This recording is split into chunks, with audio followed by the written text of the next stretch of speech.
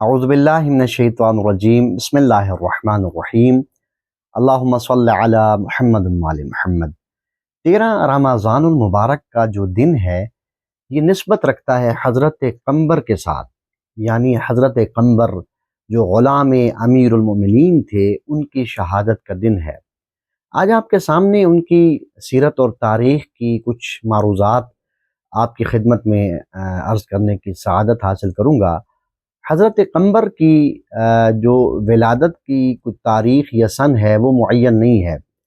یہی ملتا ہے کہ آپ کا تعلق یمن کے قبیلہ بنو حمدان یا ایران کے شہر حمدان سے تھا، اور خلافت دوم میں آپ کی جب عمر 25 سے 30 سال کے درمیان تھی، آپ کو غلام بنا کر مدینہ لایا گیا تو امیر المومنین مولا علی علیہ السلام نے آپ کو خرید فرمایا، اور خریدنے کے بعد حضرت قمبر نے جب اخلاق امیر المومنین علیہ السلام کو دیکھا تو متاثر ہو گئے، اور مولا علی علیہ السلام کے ہاتھ پر اسلام قبول فرمایا۔ جب مولا علی علیہ السلام نے حضرت قمبر کو اسلام قبول کروایا تو حضرت قمبر علیہ السلام کو آزاد فرما دیا، اور فرمایا کہ قمبر اگر اپنے وطن واپس جانا چاہو تو وطن واپس جا سکتے ہو، تمہیں اجازت ہے، اگر یہیں رہنا چاہو تب بھی تمہاری مرضی اور اختیار ہے۔ حضرت قمبر نے مدینہ میں ہی رہنا زیادہ مناسب اور بہتر جانا۔ شخصیت امیر المومنین علی ابن ابی طالب علیہ السلام میں اس قدر گم ہو گئے قمبر کہ پھر انہیں اور کوئی فکر نہ ہوتی تھی، ہر وقت یہی فکر ہوتی تھی کہ علی علی ہے، علی علی کی ہی فکر ہوتی تھی، اور ہر وقت قمبر کی زبان پر علی علی کا ہی ذکر ہوتا تھا۔ آپ سنتے ہیں مختلف محافظ اور مجالس میں علماء و ذاکرین سے کہ جب مولا علی علیہ السلام کے فیصلے ہوتے تھے، اور آج بھی جو مولا علی علیہ السلام کے فیصلوں کی کتابیں ہیں ان میں حضرت قمبر کا ذکر ضرور ملتا ہے، اور ایک جملہ جو خطابت کا عموماً سٹیج سے بیان کیا جاتا ہے کہ مولا جب قمبر کو بلاتے تھے فرماتے تھے قمبر، تو جواباً قمبر یہی عرض کرتے تھے جی لبیک اے داماد پیغمبر۔ حضرت قمبر کی جو شخصیت ہے وہ جہاں صحابی امیر المومنین ہیں، شاگرد امیر المومنین ہیں، غلام امیر المومنین ہیں، وہاں بہترین عالم دین تھے حضرت قمبر، بہترین قاری قرآن تھے حضرت قمبر، وہاں بہترین سپہ سالار تھے کہ جنگ صفین کے موقع پر حضرت قمبر کو مولا امیر المومنین نے اپنے ایک دستے کا سالار معین فرمایا۔ اور خلافت امیر المومنین کے اندر ایک واقعہ ملتا ہے کہ مولا علی علیہ السلام نے حضرت قمبر کو بلایا اور لے کر گئے بازار کے اندر، وہاں سے 2 لباس خرید فرمائے، ایک کی قیمت 3 دینار تھی، ایک کی قیمت 2 دینار تھی، ایک کچھ نیا لباس تھا، ایک کچھ پرانا لباس تھا۔ اب حضرت قمبر یہ سوچنے لگے کہ میں تو غلام ہوں، لہٰذا پرانا لباس مولا نے میرے لیے لیا ہے، اور جو نیا لباس ہے وہ مولا علی علیہ السلام چونکہ مولا ہیں، امیر المومنین ہیں، خلیفہ ہیں، اس لیے نیا لباس انہوں نے اپنے لیے لیا ہے۔ لیکن جب واپس آئے تو مولا نے نیا لباس حضرت قمبر کو عطا فرمایا، اور پھر پرانا لباس جو ہے وہ اپنے لیے رکھ لیا۔ حضرت قمبر نے استفسار کیا مولا ایسا کیوں؟ تو مولا نے فرمایا اے قمبر تم جوان ہو اس لیے نیا لباس تمہیں دے رہا ہوں، میں بوڑھا ہوں لہٰذا میں پرانا لباس پہن لوں گا۔ حضرت قمبر نے اپنی ساری زندگی حب اہل بیت میں گزار دی۔ بعد از شہادت امیر المومنین علیہ السلام آپ دربان حضرت امام حسن مجتبیٰ علیہ السلام رہے، اور پھر بعد از شہادت امام حسن آپ امام حسین علیہ السلام کے ساتھ منسلک رہے، اور جو زندگی کا ایک عرصہ آپ نے قید میں بھی گزارا،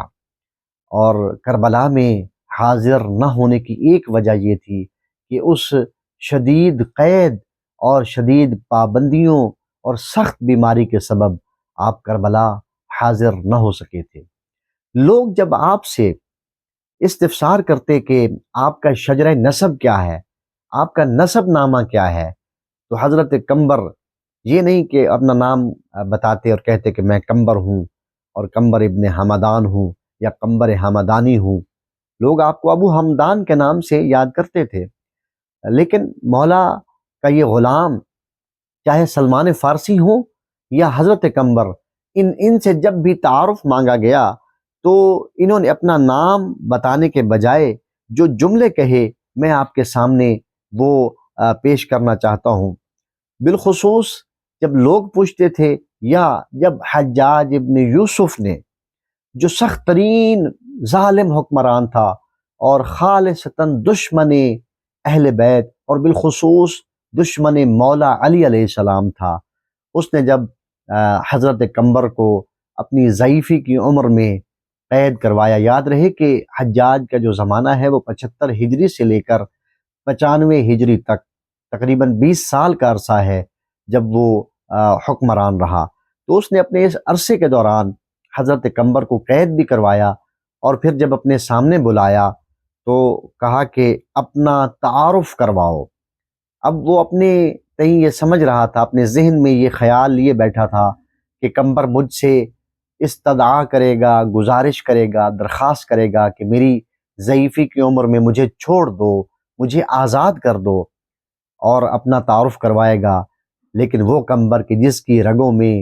خون دوڑتا تھا، اور اس خون کے اندر، اس خون کے ہر ذرے ذرے کے اندر علی کے عشق کی صدا ہمیشہ موجزن رہتی تھی، علی کی محبت ہمیشہ قمبر کے دل میں ٹھاٹھے مارتا ہوا سمندر ہمیشہ اجاگر رہتا تھا، موجزن رہتا تھا۔ تو حجاج کے اس سوال کے جواب میں کہ قمبر اپنا تعارف کرواؤ، تو حضرت قمبر نے کیا فرمایا؟ انا مولا من ضرب بسیفین وطعن برمحین وصل القبلتین وبايع البيعتين وهاجر الهجرتين ولم يكفر بالله طرفة عين۔ پھر آگے کہتے ہیں انا مولا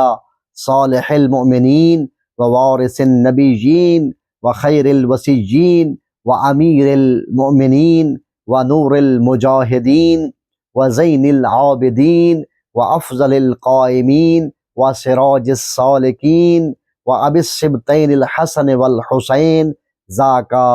مولا یا علی ابن ابی طالب۔ قمبر فرماتے ہیں کہ میرا کوئی تعارف نہیں ہے، میرا تعارف یہ ہے کہ میں غلام علی ابن ابی طالب علیہ السلام ہوں۔ لہٰذا قمبر کی جو زندگی ہے وہ 4 سے 5 اماموں کی خدمت میں گزری ہے۔ مولا علی ابن ابی طالب علیہ السلام، امام حسن مجتبیٰ علیہ السلام، امام حسین سید الشہداء علیہ السلام، امام زین العابدین علیہ السلام، اور حضرت امام محمد باقر علیہ السلام۔ ان ہستیوں کے ساتھ حضرت قمبر کا بڑا گہرا محبت بھرا ایک رشتہ رہا، اور بالآخر 13 رمضان کو